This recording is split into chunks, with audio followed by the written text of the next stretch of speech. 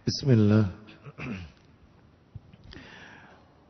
Assalamualaikum warahmatullahi wabarakatuh. Alhamdulillah alladzi bi ni'matihi tatimmus shalihat. Wa ashhadu an la ilaha illallah wahdahu la syarika lah wa ashhadu anna Muhammadan abduhu wa rasuluh. Ya ayyuhalladzina amanu ittaqullaha haqqa tuqatih wa la tamutunna illa wa antum muslimun. Amma ba'du,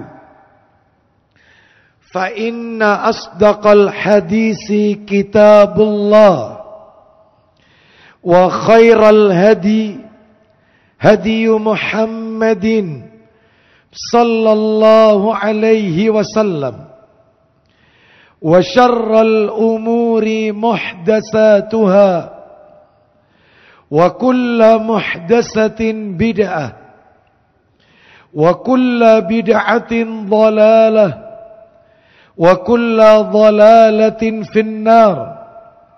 Ikhwan wa akhwati fillah, bapak-bapak, ibu-ibu, kaum muslimin dan muslimah, jamaah salat isya dan majelis taklim Masjid Namira, Kota Lamongan, yang semoga dimuliakan oleh Allah Subhanahu wa ta'ala.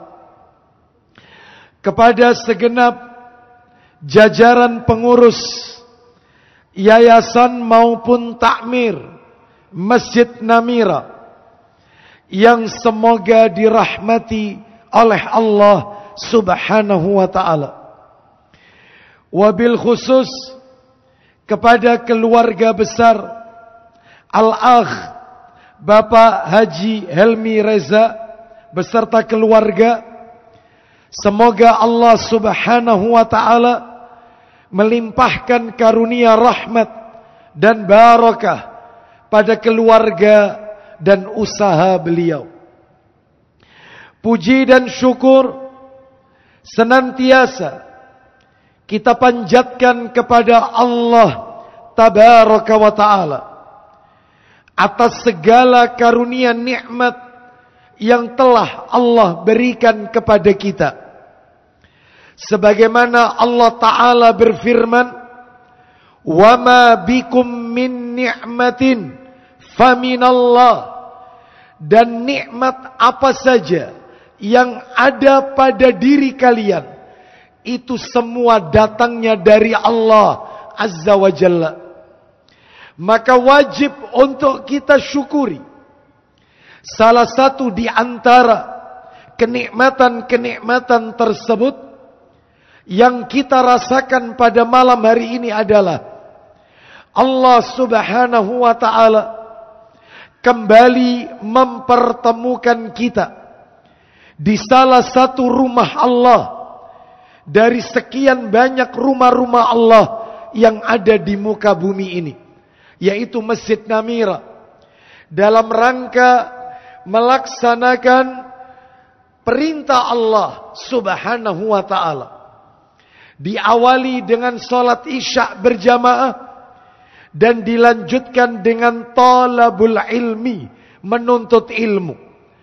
Menuntut ilmu merupakan kewajiban yang Allah berikan kepada kita, hamba-hambanya. Sebagaimana Nabi bersabda, talabul ilmi faridatun ala kulli muslimin. Menuntut ilmu adalah fardu ain, kewajiban mutlak bagi setiap kaum muslimin. Yang dimaksud ilmu dalam hadis tersebut adalah ilmu yang bersumber dari qala Allah wa qala Rasul, wa qala sahabah. Ilmu yang bersumber dari apa yang Allah firmankan, apa yang Nabi sabdakan, dan apa yang dipahami oleh generasi terbaik pada umat ini, yaitu as-sahaba, para sahabat Nabi ridwanullah alaihim ajmain. Adapun selain itu, hukumnya tidaklah fardu ain, tetapi fardu kifayah. Ilmu matematika, kimia, biologi, kedokteran, ekonomi, dan yang lainnya. Maka ini menunjukkan kepada kita, setiap muslim wajib mempelajari ilmu agama Allah Azza wa Jalla. Mudah-mudahan niat kita, langkah kaki kita, perjalanan kita menuju majelis ini untuk menuntut ilmu, semuanya tercatat di sisi Allah sebagai amalan salih yang diterima dan diridhai oleh Allah Subhanahu wa ta'ala. Bapak Ibu kaum muslimin dan muslimah rahimani wa rahimakumullah, tidak memperpanjang muqaddimah, malam hari ini kita akan lanjutkan materi kita. Kita masih berbicara kitab yang ditulis oleh Imam Az-Zahabi rahimahullah. Kitab yang berjudul Al-Kabair. Kitab yang di dalamnya berisi tentang dosa-dosa besar. Menurut catatan saya, pada bulan yang lalu kita sudah masuk pada dosa besar yang ke-12. Dosa berzina. Dosa melakukan perbuatan zina. Dan ini termasuk dosa besar. Baik. Bapak Ibu sekalian, rahimani wa rahimakumullah. Kalau tidak salah, pada bulan yang lalu saya sudah sampaikan 6 dalil. 6 dalil yang menunjukkan bahwasannya zina termasuk dosa besar. 6 dalil ini, yang 2 dari Al-Quran, yang 4 hadis Nabi Sallallahu Alaihi Wasallam. Dan tidak perlu kita ulang kembali, karena ini sifatnya adalah mereview, hanya sekedar mengingatkan saja. Jadi dosa yang satu ini adalah termasuk kategori dosa besar.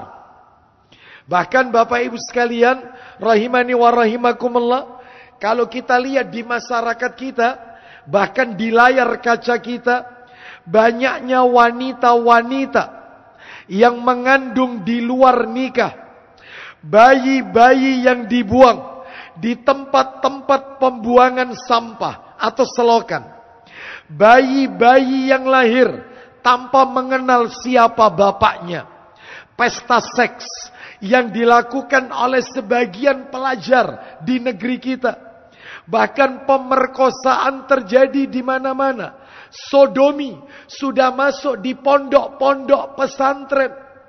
Ya. Bahkan yang sering kali kita dengarkan, seorang kakek yang tega menghamili cucunya sendiri.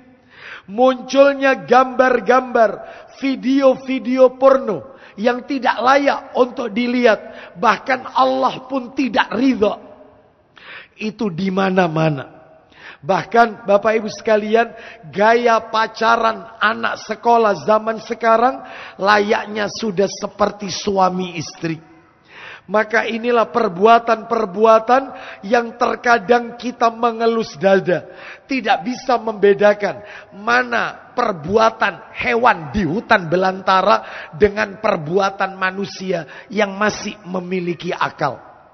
Oleh karena itu, maka tentunya kita berlindung kepada Allah. Jangan sampai kita, keluarga kita, dan anak keturunan kita terkena fitnah syahwat dan fitnah syubhat.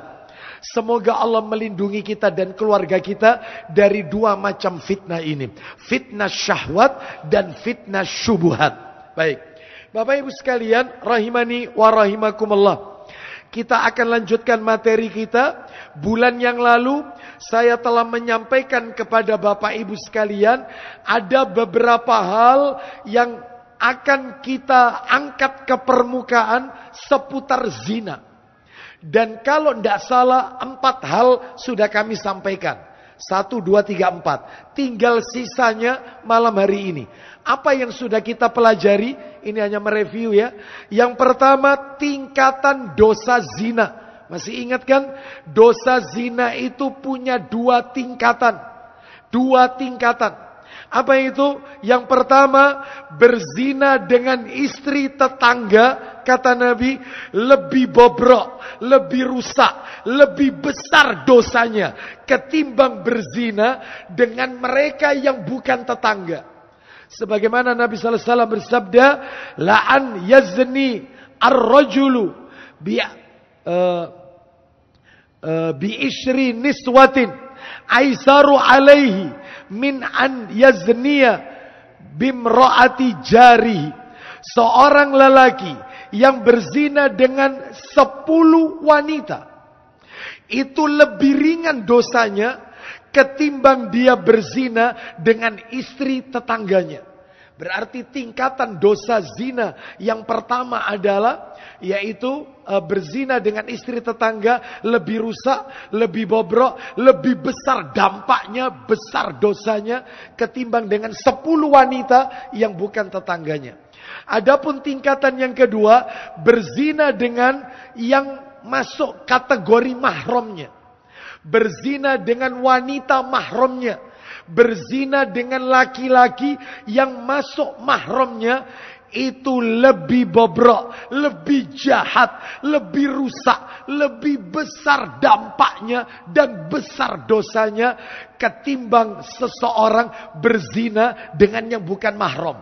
Maksudnya gimana berzina dengan yang mahramnya? Dengan tantenya, dengan ibunya, dengan kakak perempuannya, adik perempuannya, keponakannya. Nah ini, itu lebih bobrok. Sebagaimana disebutkan oleh Nabi dalam hadis riwayat Abu Dawud dan Tirmidzi. Bahkan Nabi menyuruh paman dari sahabat Al-Barra bin Azib radhiyallahu an untuk apa? Untuk memenggal leher seorang lelaki yang telah menzinai ibu tirinya, ibu bawaan. Nah, ibu sambung maksud saya. Ibu sambung, ibu tiri. Ini kan mahram. Seperti statusnya ibu kandung. Karena wanita ini telah dinikahi oleh ayah kita. Oleh ayah dari laki-laki tersebut. Maka Nabi memerintahkan untuk memenggal kepalanya, merampas hartanya, dan kepalanya ditunjukkan kepada Nabi sallallahu alaihi wasallam. Ini berarti lebih rusak, lebih besar dosanya. Baik. Lalu kemudian yang kedua, kalau tidak salah waktu itu kami sampaikan tentang definisi zina. Apa itu di zina? Zina adalah mengumpuli wanita tanpa akad nikah yang syar'i. Tanpa akad nikah yang dibenarkan oleh syariat. Dan waktu itu sudah kami sampaikan, kami singgung. Jadi meskipun sudah memenuhi syarat, misalnya ada maharnya, ada saksinya, ternyata walinya adalah bukan wali yang meridhoi pernikahan tersebut, maka termasuk zina. Misalnya seorang gadis, seorang wanita dinikahkan oleh pamannya, sedangkan bapaknya masih hidup dan bapaknya tidak ridho, tidak setuju. Lalu si paman punya inisiatif. Daripada kamu kemana-mana, rontang-runtung ke sana ke sini, itu kan bukan mahram. Dan itu zina, dosa besar. Aku kan ya juga pamanmu. Kamu tak nikahkan. Meskipun papamu tidak setuju. Aku ini masih saudara kandung ayahmu. Dinikahkan. Zina itu seumur hidup. Kalau punya anak, anaknya hasil zina. Kecuali kalau bapaknya ridho tapi nggak mau nikahkan, nggak masalah. Ya nggak apa-apa, papa setuju, nggak apa-apa, papa ridho, tapi papa nggak mau nikahkan, nggak masalah. Maka sah pernikahannya. Makanya hati-hati, banyak zaman sekarang pernikahan yang tidak syar'i. Seorang janda yang mentang-mentang dia seorang janda lalu bebas menikah semaunya sendiri tanpa ada wali, tanpa ada saksi, maka ini tidak diperbolehkan. La nikaha illa biwali. Tidak ada pernikahan kecuali dengan wali. Ya, baik. Kita lanjutkan. Dan bagaimana urut-urutannya wali? Ya, urut-urutannya wali Bapak Ibu sekalian. Kalau pengen tahu ini urut-urutannya wali. Yang pertama Bapak Ibu sekalian. Yang pertama adalah bapaknya dulu. Terus silsilah keluarga yang atas. Bapaknya bapak. Itu ke atas. Itu yang pertama itu. Yang kedua. Urutannya anak. Anak dan seterusnya ke bawah. Anak. Jadi kalau dia seorang janda punya anak, maka yang berhak adalah kalau misalnya bapak tidak ada, paman tidak ada, ke atas, kakek ke atas tidak ada, paman ada. Paman ada, tapi anak ada, anak didulukan. Anak dulukan. Urut-urutannya begitu, anak didulukan. Jadi bapak, yang kedua anak, yang ketiga saudara kandung laki-laki. Saudara kandung laki-laki. Yang keempat paman. Paman dari bapak. Itu nomor 4. Yang nomor 5 hakim ulil amri. Yaitu urut-urutannya. Kalau memang tidak ada walinya. Baik. Jadi itu yang kedua. Yang ketiga. Waktu itu saya sampaikan sarana-sarana yang menjerumuskan manusia kepada zina. Banyak sarananya. Seperti memandang sesuatu yang bisa membangkitkan syahwat. Ya, melalui foto, ya, televisi, HP, internet, Facebook, ya, media sosial banyak. Makanya mohon maaf terutama untuk para akhwat, mohon maaf kalau bisa ya banyak kemungkaran terjadi pada TikTok, ya. Banyak kemungkaran terjadi, saya punya materi 20 kemungkaran pada TikTok. Saya punya judul materi itu. 20 kemungkaran pada TikTok. Ya, seperti itu. Salah satunya saja ya. Salah satunya ada yaitu menampilkan wajah, kecantikannya. Belum lagi orang yang di dalamnya bermain TikTok, maka tanda kutip perlu digarisbawahi. Teridentifikasi terkena gangguan jiwa. Main TikTokan itu teridentifikasi kena gangguan jiwa. Gimana ndak gangguan jiwa? Senyum-senyum sendiri, joget-joget sendiri, gangguan jiwa. Banyak, kemungkarannya banyak. Nggak usah. Jangan. Ya, jangan menampilkan foto kita di profil dan seterusnya. Akibatnya kecantikan Anda dinikmati oleh laki-laki yang bukan mahram. Haram. Lah ini sarana pergaulan bebas laki-laki dan wanita, wanita berpergian tanpa mahram, aksi panggung, konser dan yang lainnya, tidak memisahkan anak dalam tempat tidurnya, senang duduk-duduk kongko di jalan-jalan, ya, seperti kafe dan seterusnya, maka hindari. Terus kemudian yang terakhir kalau nggak salah ini. Yang keempat. Hukuman di dunia dan di akhirat bagi pelaku zina. Apa hukumannya? Banyak. Salah satunya doanya tidak dikabulkan. Pelaku zina doanya tidak mungkin diijabah oleh Allah. Fala yabqa muslimun yad'u bida'watin illa stajaballahu lahu illa zaniyatan tas'a bifarjiha aw asyaran. Tidak ada seorang pun muslim yang berdoa kepada Allah dengan sebuah doa permohonan melainkan Allah pasti mengabulkan, kecuali doanya doanya pelacur yang mencari nafkah dengan kemaluannya dan doanya pungli, pungutan liar, termasuk pegawai pajak. Disebutkan, ada hadisnya. Ya, hati-hati.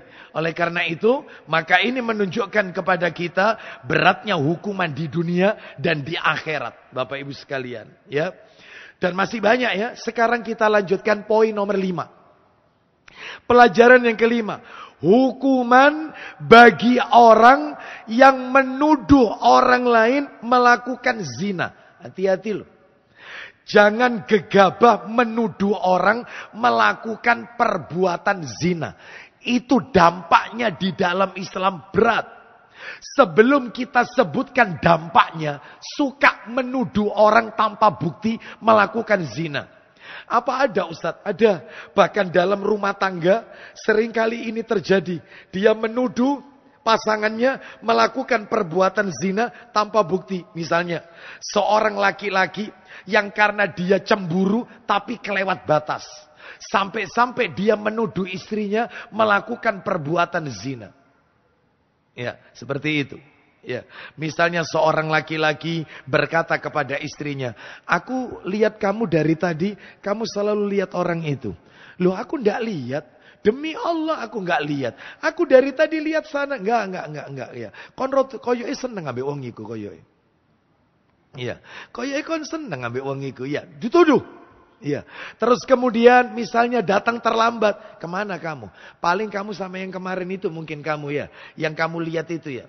Maka cemburu yang terlalu. Ini nggak boleh. Sampai menuduh. Melakukan perbuatan mesum. Padahal wanita ini. Wanita yang pandai menjaga kehormatan diri. Haram. Itu ada hukumannya itu. Apa hukumannya? Kita bacakan dulu dalilnya ya. Setelah itu nanti kita dengarkan hukumannya.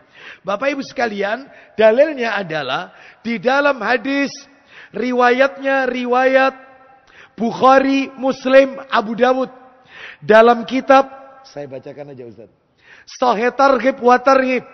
Nomornya 2436. 2436. Dari Abu Hurairah radhiyallahu an, dia berkata, Rasulullah sallallahu alaihi wasallam beliau bersabda, "Ijtanibus sab'al mubiqat." Tinggalkan jauhi 7 dosa yang dapat membinasakan. 7 dosa besar yang membinasakan. Apa itu? 1.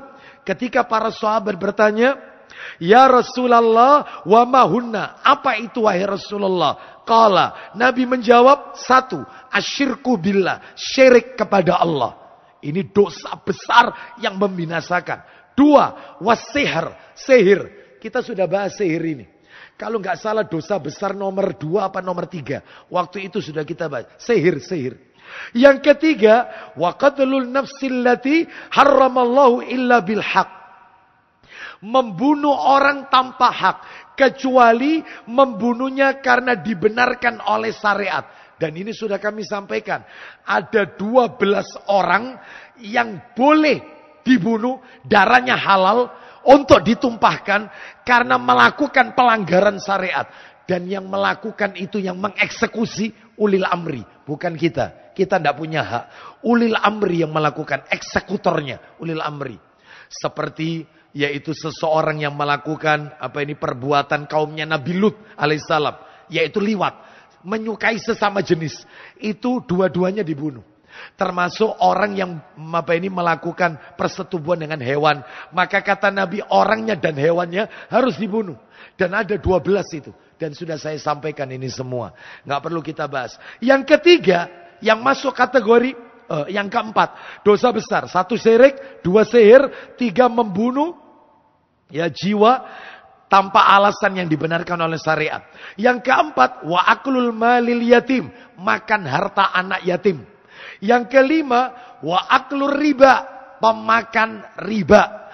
Yang keenam, ya, wattawalli yaumaz zahfi, orang yang lari dari medan peperangan, pengecut, nggak boleh. Orang yang melarikan diri saat perang berkecamuk. Dan terakhir yang ketujuh, lah ini materinya. Sesuai yang tadi kami sampaikan.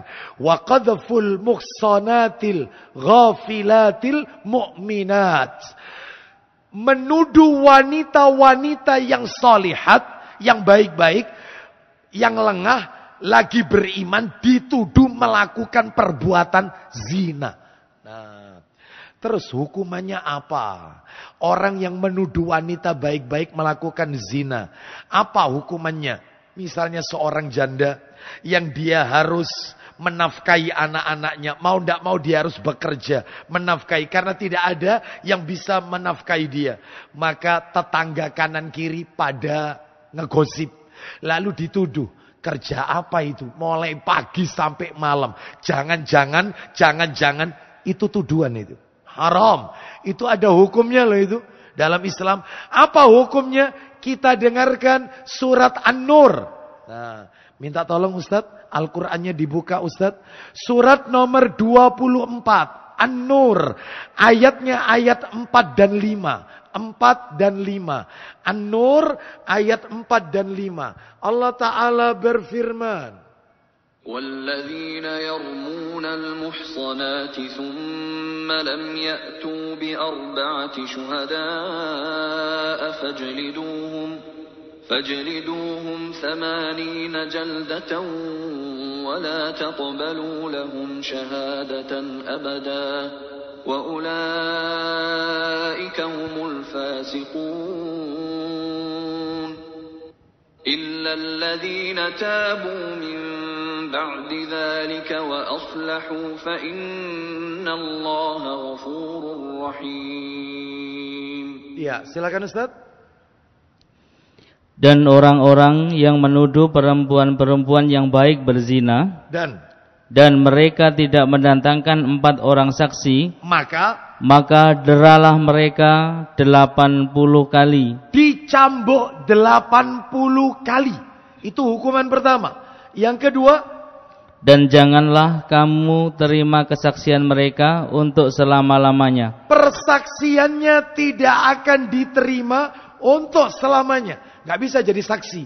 Saksi pernikahan karena dia pernah menuduh wanita baik-baik melakukan zina. Gak bisa. Terus yang kemudian, yang ketiga, dicap sebagai apa Ustaz? Lanjut. Mereka itulah orang-orang yang fasik. Bayangkan, divonis, dicap sebagai orang fasik, pendusta. Kecuali kalau orangnya mau bertobat dan memperbaiki diri. Ayat 5-nya Ustaz. Kecuali mereka yang bertaubat setelah itu dan memperbaiki dirinya, maka sungguh Allah Maha Pengampun, Maha Penyayang. Baik. Jadi yang kelima materi kita, haram hukumnya, yaitu menuduh orang lain melakukan perbuatan zina sampai dia bisa mendatangkan 4 orang saksi. Sekarang kita lanjutkan yang keenam. Tindakan preventif, langkah pencegahan agar tidak terjadi zina. Apa yang harus kita lakukan supaya kita tidak terkena dosa zina? Tindakan preventifnya. Ada 5 Bapak Ibu, ada 5. Minimal ada 5. 1. Yang pertama ini. Yang pertama. Allah Subhanahu wa ta'ala memerintahkan kepada para pemuda, kepada para pemudi yang telah mampu untuk segera menikah. Dan bagi yang belum mampu, agar membentengi dirinya, memperbanyak saum, puasa sunnah. Ya, jangan suka menunda-nunda. Jangan. Akibatnya munculnya zina, minimal onani. Itu termasuk bagian daripada perbuatan yang diharamkan di dalam agama. Ini ya, hati-hati. Maka dalam hal ini segera nikah. Segera menikah. Mana dalilnya? Dalilnya di dalam hadis. Riwayatnya riwayat Muslim. Nomornya 1319. Saya bacakan ya. 1319. Dari Abdullah bin Umar radhiyallahu anhuma, dia berkata, Rasulullah sallallahu alaihi wasallam bersabda, "Ya ma'syarasy syabab, man istata'a minkumul ba'a falyatazawwaj." Apa kata Nabi? Wahai pemuda, termasuk pemudi, ya, siapa saja di antara kalian yang telah sanggup memikul tanggung jawab rumah tangga, sudah mampu, maka nikahlah kalian. Nikah. Kenapa? Nabi melanjutkan, fa'innahu aghaddul basar wa aqsanu lil farji. Karena menikah itu dapat menundukkan pandangan mata dan bisa menundukkan farji, kemaluan dari dosa. Lalu Nabi melanjutkan, wa man lam yastati, apabila kalian masih belum mampu, maka oleh karena itu puasa dapat menundukkan nafsu birahi. Berpuasalah kalian. Ya, berpuasalah kalian. Ini menunjukkan kepada kita, maka segera menikah. Maaf Bapak Ibu, maaf. Ada 2 sunnah Nabi. Saya ulang ya. Ada 2 sunnah Nabi yang nampaknya zaman sekarang ini sudah mulai ditinggalkan oleh umatnya. 2 sunnah Nabi. Gara-gara 2 sunnah Nabi ini ditinggalkan, maka masih banyak di luar sana pemuda-pemuda yang bujang, masih jomblo, ya, tapi usianya sudah tua. Usianya tua, menikah di usia tua. Kenapa? Karena meninggalkan 2 sunnah Nabi. Loh, apa 2 sunnah Nabi? Padahal ini sunnah Nabi ini ditekankan. Tapi banyak ditinggalkan oleh umatnya. Apa itu? 1, sunnah Nabi. Seorang ayah mencarikan jodoh untuk putrinya kepada laki-laki yang soleh. Jadi seorang ayah kalau melihat ada seorang laki-laki yang akhlaknya baik, ibadahnya Masya Allah, maka dia boleh menawarkan putrinya. Kau mau nggak nikahi putri saya? Kau mau nggak menikahi putri saya? Kalau laki-laki itu berkata, saya belum bekerja, nggak usah ribut pekerjaan. Saya yang akan nyarikan kamu kerja. Yang penting tolong bawa anak saya sampai ke surga Allah. Karena itu yang paling berat. Urusan pekerjaan tak gelekno. Ada yang kayak begini kira-kira di sini? Ini nomor 1 ini. Ini nomor 1. Ditinggalkan. Sehingga banyak wanita-wanita yang usianya sudah 30, 35 belum menikah. Kenapa? Kakaknya, orang tuanya gak nyarikan. Maka kalau di sini tidak ada orang tuanya meninggal, maka punya kakak-kakaknya. Misalnya mendatangi orang soleh. Antum sudah nikah? Belum. Antum mau nggak saya nikahkan dengan adik kandung saya? Mau nggak? Itu. Seperti itu. Ditawarkan. Itu pertama. Yang kedua. Lah ini nomor 2. Jarang ini. Ini dianggap tabu. Padahal ini bukan sesuatu yang tabu. Sunnah. Apa itu? Wanita-wanita menawarkan dirinya kepada laki-laki soleh. Nikahi aku. Ada kira-kira yang kayak gini? Nikahi aku. Itu sunnah itu. Itu sunnah Nabi. Sebagaimana datang beberapa wanita. Seorang wanita datang kepada Nabi. Nikahi aku wahai Rasulullah. Maka nampaknya Nabi kurang berkenan dengan wanita itu. Lalu kemudian Nabi berkata kepada para sahabatnya. Siapa di antara kalian yang mau menikahi wanita ini? Ada salah satu sahabat. Apa yang kau punya? Gak punya apa-apa. Surat apa yang kau hafal? Al-Ikhlas. Aku nikahkan engkau dengan hafalan surat Al-Ikhlasmu. Dinikahkan. Ya, Bapak Ibu sekalian, padahal bahkan ada lagi sunnah Nabi yang lain. Mahar itu jangan memberatkan. Memang mahar itu haknya wanita. Mahar itu haknya wanita loh Pak. Haknya wanita. Maka ketika datang laki-laki melamar, mengkhitbah, lalu kemudian wanita ini setuju, boleh memberikan syarat. Saya minta syarat.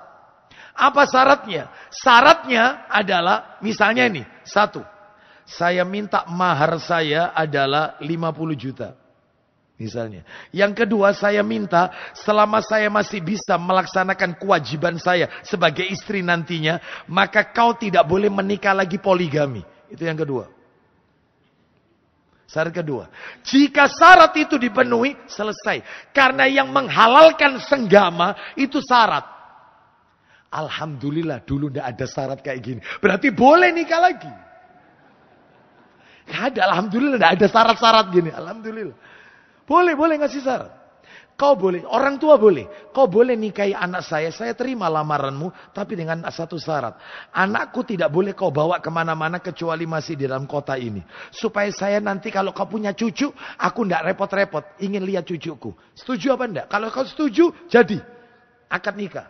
Itu syarat harus dipenuhi. Bapak Ibu sekalian. Oleh karena itu, mahar itu yang menentukan adalah pihak wanita. Terserah dia mau minta berapa. Dan jangan memberatkan. Kenapa? Karena banyaknya pemuda yang tidak menikah. Itu dikarenakan mahalnya mahar. Ya. Baik. Bapak Ibu sekalian, rahimani wa rahimakumullah. Kita lanjutkan sekarang yang kedua. Langkah tindakan preventif yang kedua. Menjauhkan diri dari sarana-sarana yang bisa menjerumuskan kepada zina. Menjauhi tempat-tempat maksiat yang berbau maksiat. Contohnya kafe, ya, itu termasuk bioskop. Lah ini anehnya ada seorang ustadz menyarankan untuk nonton bioskop. Ya. Ada enggak? Ya. Tonton di layar apa ini bioskop kesayangan Anda. Seorang ustadz ini enggak boleh. Ya. Jelas fatwa para alim ulama karena ini tempatnya campur baur. Ya, laki perempuan, belum lagi di situ juga tampil yaitu menampakkan aurat dan seterusnya. Nggak boleh. Masa seorang ustadz menyuruh jamaahnya untuk nonton bioskop? Nggak boleh. Ya, ini nomor 2. Nomor 3, meningkatkan rasa takut kepada Allah, ditanamkan sikap muraqabatullah, merasa diawasi oleh Allah. Orang itu kalau kemana saja dia berada, di dalam hatinya itu selalu ditanamkan, Allah melihat saya. Allah mencatat apa yang saya lakukan. Allah mengetahui apa yang ada dalam isi hati saya. Kalau itu, maka insya Allah tidak ada yang namanya selingkuh, tidak ada yang namanya will dan pil. Wanita idaman lain, pria idaman lain. Tidak ada. Karena ditanamkan betul-betul dalam hatinya, Allah melihat saya. Bahkan Allah memiliki malaikat-malaikat pencatat yang mencatat semua perbuatan saya. Itu harus ditanamkan. Maka nggak akan pernah terjadi zina. Ya. Mana dalilnya? Quran surat nomor 10 Yunus. Surat Yunus ayatnya ayat 61. Kita dengarkan.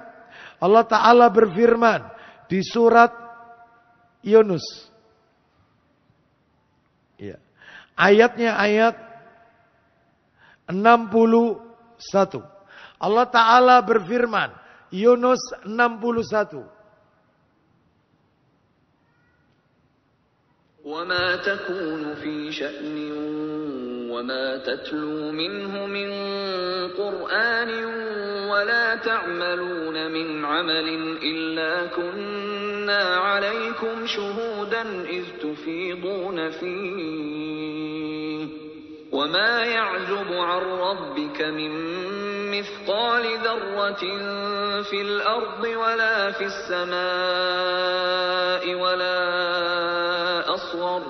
ولا أصغر من ذلك ولا أكبر إلا في كتاب مبين.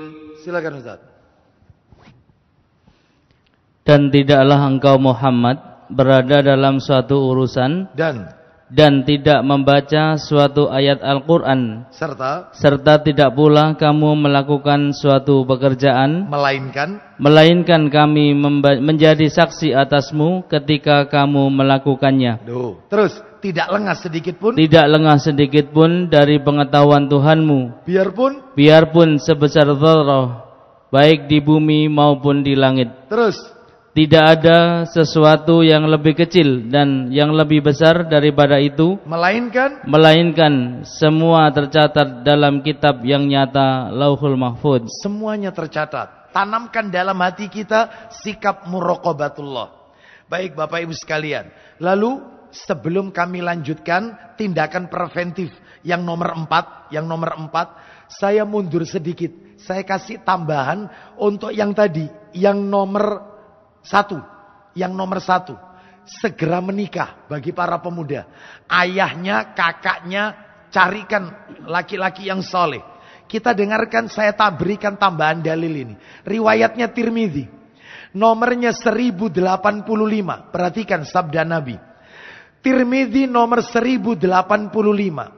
Dari Abu Hatim Al-Muzani radhiyallahu an, dia berkata, Rasulullah sallallahu alaihi wasallam bersabda, "Idza ja'akum man tardawna dinahu wa khuluquhu fa'ankihu illa taf'alu takun fitnatun fil ardi wa fasadun." Nabi sallallahu alaihi wasallam bersabda, jika seseorang datang melamar anak perempuan kalian, sedangkan kalian senang dengan agama anak itu, kalian ridha senang dengan akhlaknya anak itu, Masya Allah, akhlaknya akhlak karimah, Masya Allah, maka nikahkan. Jika tidak kalian lakukan, niscaya akan terjadi fitnah di muka bumi dan kerusakan. Saya yakin Bapak Ibu pasti tanya dalam hati, memangnya fitnahnya apa, kerusakannya apa? Katanya para alim ulama, salah satunya anak perempuan ini akan kehilangan kesempatan datang pelamar berikutnya yang akhlaknya yaitu baik seperti pelamar yang pertama. Akan muncul pelamar kedua yang akhlaknya tidak seperti akhlak laki-laki yang pertama. Kehilangan kesempatan. Jadi sampai sahabat tanya. Perhatikan, sahabat tanya. Ya Rasulullah. Ini saya bacakan. Qalu. Mereka berkata. Ya Rasulullah. Wa in kana fi. Meskipun dia miskin. Nggak punya harta. Nabi menjawab. Idza ja'akum man tardawna dinahu wa khuluquhu fa'ankihuhu. Ya, apabila datang laki-laki yang akhlaknya baik, agamanya bagus, nikahkan. Itu Nabi mengucapkan sampai 3 kali. Sahabat juga tanya terus, meskipun miskin, nikahkan. Loh, coba. Ayo. Ya. Jadi dalam hal ini Bapak Ibu jangan ditunda-tunda. Jangan ditunda-tunda. Kalau memang sudah waktunya menikah, nikahkan. Ya, baik. Kita lanjutkan. Yang nomor 4, memisahkan anak dalam tempat tidurnya, dipisah. Laki-laki, perempuan dipisah. Jangan dijadikan satu, dipisah. Termasuk diantaranya lain adalah menyibukkan diri dengan hal ibadah, amal ibadah yang wajib dan yang sunnah. Menyibukkan diri dengan amal ibadah yang wajib maupun sunnah. Jangan pernah membiarkan syaitan menggoda kita saat kita ada waktu kosong. Makanya Allah berfirman, saya yakin Bapak Ibu hafal kok. Fa'idha faraghta fansab wa ila rabbika farghab. Apabila kalian telah menyelesaikan satu urusan ibadah, maka kerjakan ibadah yang lainnya. Artinya, jangan pernah memberikan kesempatan syaitan untuk menggoda kita. Jangan sampai waktu kosong kita ngelamun, termenung, memikirkan kosong, ya angan-angan kosong. Jangan. Setelah taklim pulang ke rumah masih belum ngantuk, zikir bosan, baca solawat bosan, baca buku agama. Itu pun juga bosan, dengarkan kajian ustadz kita. Ya, ini menunjukkan kepada kita bahwasanya isi waktu kita dengan ibadah kepada Allah Azza wa Jalla. Baik, Bapak Ibu sekalian rahimani wa rahimakumullah. Ini materi yang nomor 6. Sekarang yang ke-7. Lah, ini yang ke-7. Materi yang ke-7, hukum perempuan hamil dinikahkan dengan laki-laki yang menzinainya. Kan banyak sekarang. Pacaran ternyata waliyadzubillah ternyata melakukan perbuatan zina, hamil. Orang tuanya punya inisiatif, mumpung belum perutnya besar, karena ini aib ini, maka dinikahkan aja sekalian, dinikahkan dalam kondisi hamil. Bagaimana ini hukumnya? Baik yang menikahi itu laki-laki yang menzinainya maupun laki-laki lain yang mau bertanggung jawab. Karena laki-laki yang menzinainya kabur. Lalu ada laki-laki lain mau bertanggung jawab. Saya nggak apa-apa bertanggung jawab, saya nikahi. Misalnya, gimana ini statusnya? Pernikahannya sah ataukah tidak? Jawabannya Bapak Ibu, jumhur ulama sepakat, mayoritas tidak sah. Loh, berarti tidak sah zina. Kalau hamil misalnya ini kan dinikahi, ya, dalam kondisi hamil. Terus kemudian lahir anak. Maka selama pernikahan itu, suami itu menjima istrinya, itu zina itu. Zina terus. Lalu kemudian anak ini lahir, anak zina. Karena apa? Karena adanya sperma bertemu sel telur itu di luar pernikahan. Baik. Anak zina. Kalau anak zina berarti nasabnya diikutkan ibunya. Bukan bintinya, nggak diikutkan bapak. Karena anak zina, maka bapaknya nggak bisa jadi wali hakim. Kalau anak ini nanti menikah. Terus karena anak hasil zina, maka nanti nggak bisa dapat warisan. Nggak bisa, nggak dapat warisan. Nggak terhitung. kecuali hanya sekadar, bukan hitungan waris, sekadarnya saja dikasih. Tapi bukan hitungan waris dapat sekian sih, enggak ada bisa. Dampaknya loh, berat loh ini. Sudah ya, sudah kan? Ternyata kan sudah lahir ini, anak ini. Ternyata ini melakukan jima lagi. Suami istri ini jima lagi. Jima lagi. Jima ternyata hamil. Hamil ini. Maka anak itu statusnya anak zina. Nggak boleh. Kenapa? Karena wanita ini dinikahi dalam keadaan dia masih ada benih di dalamnya. Lah terus caranya bagaimana? Caranya adalah maka wanita ini harus istibra. Apa itu istibra? Kosong rahimnya dari janin. Jadi biarkan anak itu lahir dulu, sudah. Begitu lahir baru dinikahi, selesai, tak masalah. Harus kosong, sebab kalau tidak terjadi percampuran nasab. Oleh karena itu, itulah yang disebutkan oleh para alim ulama. Jumhur sepakat. Harus kosong dulu rahimnya, baru dinikahi. Nah, berarti tetap menanggung aib. Ya, gimana lagi? Zina itu dampaknya ke depan, kasihan anak ini. Ya, kasihan. Ya, ada sebuah rumah tangga, yaitu ayahnya bilang kepada saya, Ustadz, tolong Ustadz nanti saya taukil wali sama Ustadz ya. Tolong nikahkan. Loh, mbok panjenengan sendiri yang nikahkan. Kan afdol. Apalagi panjenengan masa nggak hafal. Boleh kok sambil nikahkan sambil lihat catatan. Nggak hafal nggak apa-apa. Catatannya ditaruh meja. Atau ayo saya latih. Apa sih bahasa Arab atau bahasa Indonesia? Ya bahasa Indonesia Ustadz. Sudahlah Ustadz. Kenapa? Kok bukan panjenengan? Ya kenapa? Akhirnya ngaku dia. Anak ini dulunya Ustadz di luar pernikahan. Nah selesai. Anaknya pun nangis-nangis. Kenapa kok enggak papa yang nikahkan aku? Enggak tahu anaknya. Ya. Jadi akhirnya saya nikahkan. Taukil wali ke saya. Saya nikahkan. Oleh karena itu maka dampaknya panjang Bapak Ibu. Ya. Oleh karena itu dalam hal nasab anak ini enggak dapat nasab. Nasabnya ikut ibunya, enggak ikut bapak anak ini. Kita lanjutkan, kasihan kan? Kita lanjutkan yang ke-8 sekarang. 8. Yang ke-8. Kapan orang zina itu dirajam? Zina hukumannya rajam.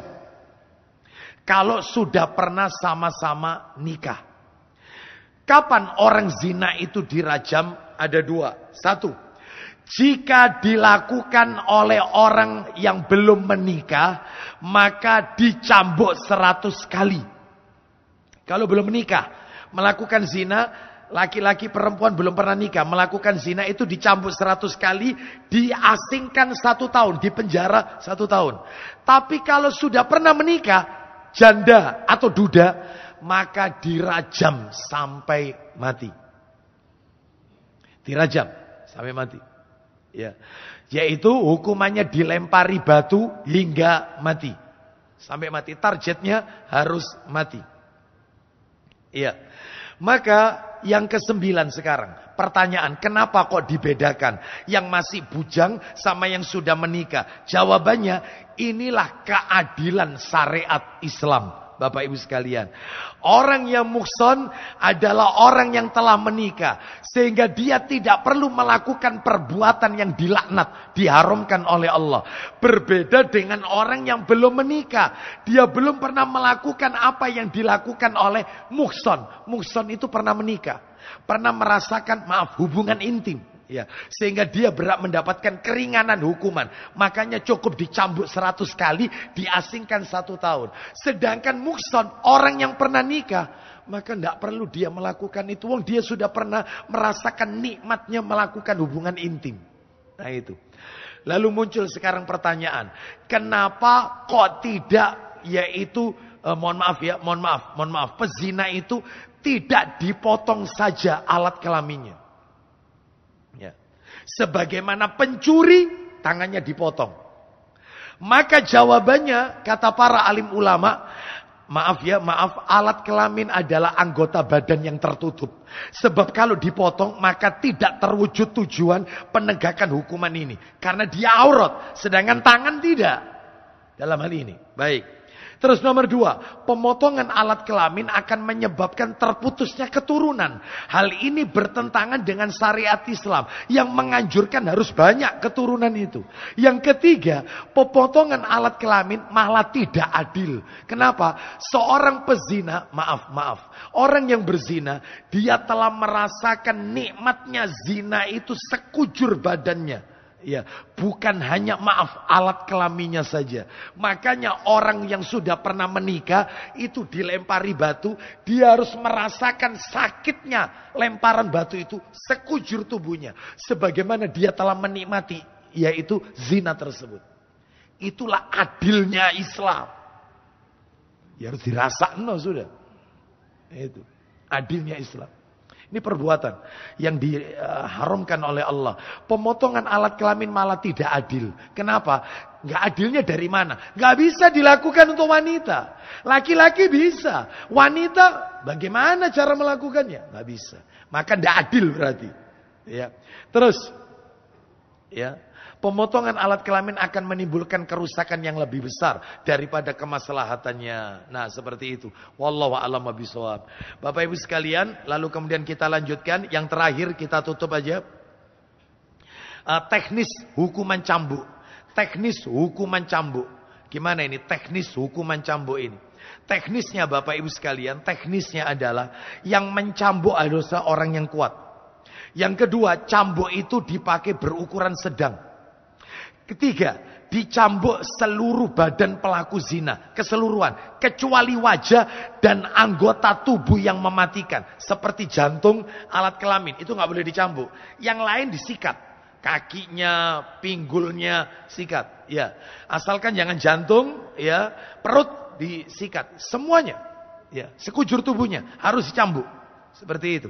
Karena tujuan hukum ini adalah mendidik, bukan untuk membunuh, bukan. Yang belum menikah ini, yang dicambuk 100 kali tadi. Kaum laki-laki dicambuk dalam keadaan berdiri. Sedangkan kaum wanita duduk. Agar tidak tersingkap auratnya. Kalau wanita. Itu. Terus yang kelima. Hendaknya disaksikan orang banyak. Dan dihadiri oleh ulil amri. Atau perwakilan ulil amri. Ini kalau hukumnya negaranya hukum Islam, ya. Baik, jadi tidak boleh negara dalam negara menegakkan hukum sendiri di bawah hukum yang di situ sudah ada ulil amrinya. Nggak boleh yang seperti ini. Negeri kita hukumnya tidak merujuk kepada hukum Islam. Maka ikuti aturan main yang ada. Wallahu a'lam bishawab. Kecuali Saudi. Adapun teknis hukuman rajam. Nah ini, kalau rajam. Sifat satu. Tidak jauh beda dengan yang pertama. Yaitu hukuman cambuk. Hanya saja kalau rajam. Yang melemparinya adalah orang banyak. Dengan batu, tulang, kayu, dan sebagainya. Berukuran sedang. Dan bisa mematikan. Targetnya harus mati. Kalau nggak salah saya pernah dengar. Hukuman batunya itu adalah setengah hasta. Setengah hasta. Satu hasta itu dari sini ke sini. Ini satu hasta. Ini separuhnya. Itu batunya itu. Ditimbukin. Prak. Setengah hasta. Separuhnya. Ya. Kaum laki-laki dirajam dalam keadaan berdiri. Sedangkan wanita dikencangkan dalam keadaan duduk agar tidak tersingkap auratnya. Pres, dikencangkan. Terus kemudian dan diperselisihkan oleh ulama apa keduanya dipendam setengah badan ataukah tidak. Pendapat yang kuat adalah dikembalikan kepada hakim. Jadi kalau ulil amri mengatakan nggak usah dipendam, tetap berdiri, ya sudah. Ya, kalau misalnya dipendam separuh badan, maka targetnya kepala, ya intinya targetnya harus mati. Mati. Beda sama cambuk tadi. Mendidik. Bukan untuk membunuh. Wallahu a'lam bishawab. Dan ini eksekutornya adalah ulil amri. Demikian Bapak Ibu sekalian yang bisa kami sampaikan. Tuntas materi kita tentang zina.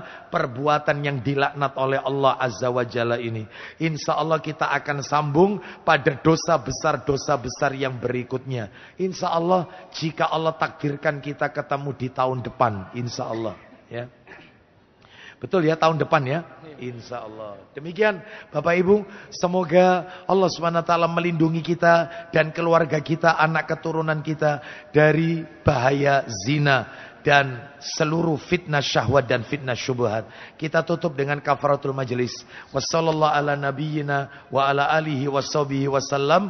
Subhanakallahumma wa bihamdika asyhadu an la ilaha illa anta astaghfiruka wa atubu ilaik. Wa akhiru da'wana anil hamdulillahi rabbil alamin. Assalamualaikum warahmatullahi wabarakatuh.